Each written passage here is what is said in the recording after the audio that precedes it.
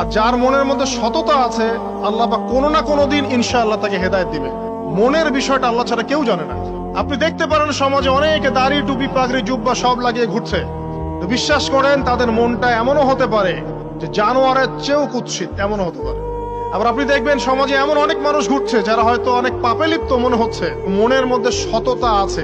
এমন অনেক মানুষকে আমরা দেখেছি যে ড্রাগ অ্যাডিক্টেড ছিল, মিউজিক করেছে, হারাম সম্পর্কের মধ্যে ছিল, নামাজ ঠিক মতো পড়ে নাই, কিন্তু যখনই আল্লাহর কথা আলোচনা হতো দেখতাম সে খুবই শান্তভাবে মন থেকে কথা শুনছে।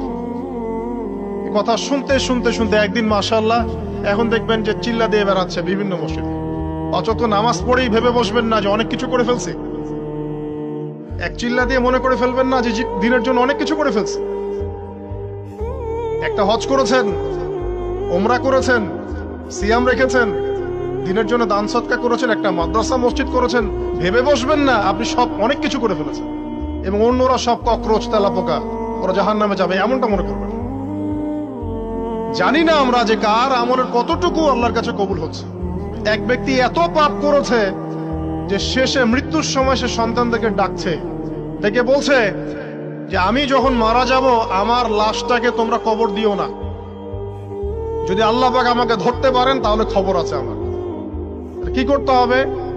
সে বলছে যে আমার দেহটাকে তোমরা পুড়িয়ে ফেলবে এবং পুড়িয়ে ফেলার পরে ছাইগুলোকে একত্রিত করবা, করে অর্ধেক ছাই সমুদ্রে ভাসিয়ে দিবা, অর্ধেক ছাই বাতাসে উড়িয়ে দিবা।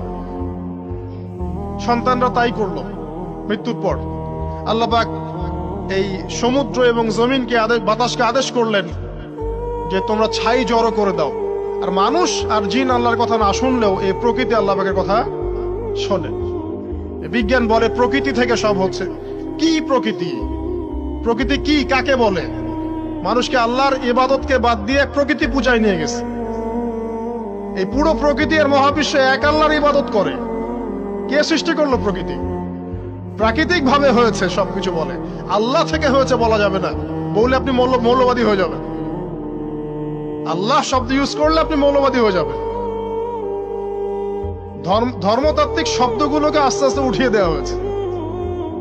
দেখবেন যুক্তি, বিজ্ঞান, দার্শনিক শব্দগুলোকে আনা হয়েছে।